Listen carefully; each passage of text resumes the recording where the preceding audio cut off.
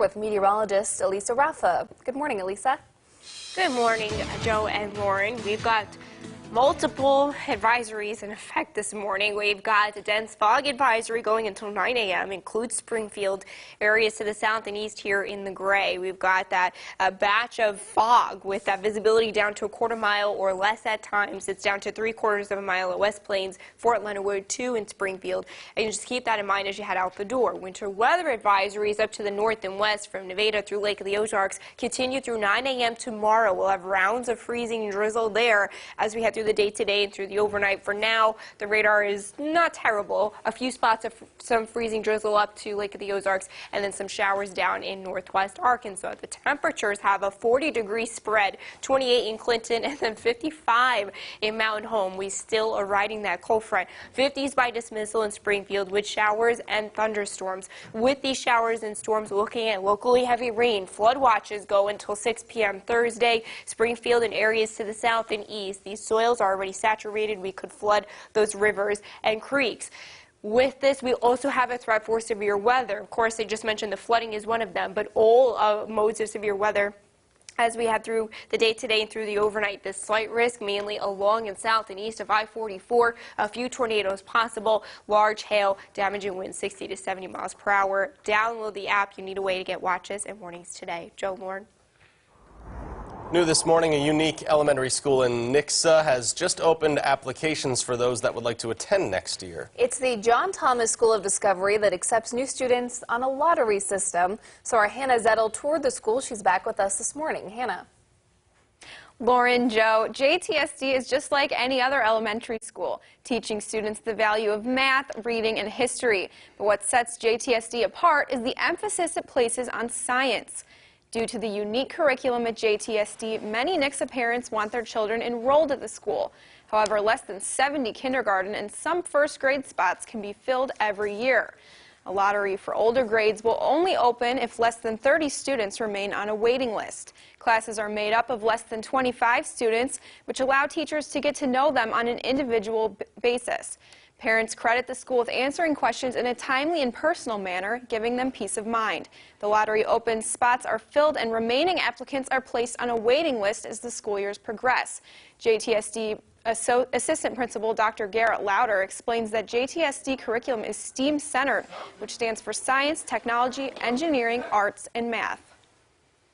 One way to put it would be that we do everything through the lens of science. And so our children have a regular opportunity to engage in scientific-based problems and develop those skills that we want people to have in the 21st century: creativity, collaboration. So we still have normal reading and writing and math, but we do have an opportunity in our days dedicated to letting kids engage in real-world problems and work with them, work with each other. And technology is a great tool and resource to do those things.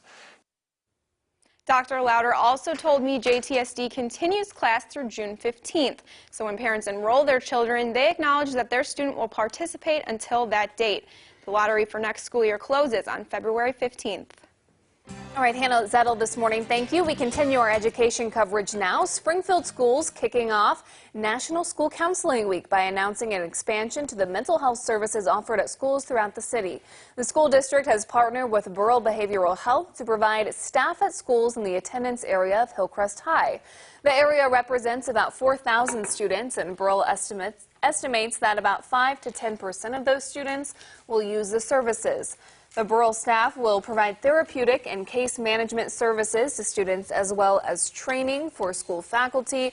8 schools in the area will be impacted, and to find a full list of which ones those are, you can visit our website, ozarksfirst.com. Some more local news for you. The owners of a site in North Springfield are hoping to purify the toxic groundwater beneath the land. Those living near the site are saying that's too little too late, though. This is happening north of West Kearney Street, and it was found late last year to be a former factory site where a dangerous chemical called trichloroethylene seeped into the ground, contaminating the area's water supply. Now the owner of that land says it will place 9 new pumps on the surface that will be designed to extract and clean that water supply. People who live near the site say that should have been done years ago before they were exposed to the contamination. We drank the water, we washed hands in the water, we took showers in the water. and tested our well, and we get a phone call, and they said, your well is contaminated. The TCE Down in that hole. allowed is 5 parts per billion, Probably and yours could've is used well-headed, 64. got a little Why did we not know? That was Don York, who also told us he bought his property in 2006 and didn't find out until last year that his well water was contaminated with more than 12 times the safe amount of trichloroethylene. Happening today from 11:30 to 1, Blue Current will host its second annual Volunteer Appreciation Lunch. It serves as a way for the company to show appreciation to all the people who give their time volunteering in the community. The event is held at Relics Event Center on Battlefield, and an RSVP is required. Volunteers who give their time to nonprofits will be welcomed for lunch, live music, and giveaways. All right, let's take a look at what's coming up on CBS this morning. I'm John Dickerson. Coming up, reaction to the State of the Union address. A look at what the president said and how lawmakers responded. Coming up on CBS This Morning. The first Google trend that we have is out of Flint, Michigan. There are about 43,000 people there without power this morning, and we've learned that that is because of some freezing rain that went through the area. Yeah. It's got to be blistering, right? For that to happen, that's going to be tough. Is that the wrong word? Sorry. Yeah, Blistering you're means hot. confusing me. I just mean tough. Because they're getting significant ice accumulations over 1/4 of an inch, and I saw some tweets that it's been a couple of years since that area around the Great Lakes has had ice storm warnings. So, yeah, that's what it is. With that, we should mention we do have some area school closings, so you can find that list on our website, as always, or on the bottom of your screen. And we've learned most of those are to the west of our viewing area. That could be because of the winter. There are advisory.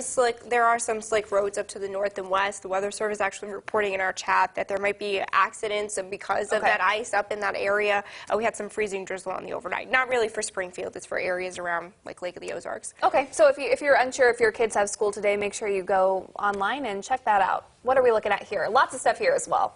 Yeah, some fog out there this morning. We'll have showers and storms by dismissal, 56 degrees. We keep rounds of showers and storms this afternoon and overnight. There is a threat for severe weather today. Please stay tuned to the Caller 10 weather app. All right, AMS, thanks a lot. Sorry. Appreciate it, everyone. Thanks for watching. Enjoy your Wednesday. We'll have news updates back for you here soon.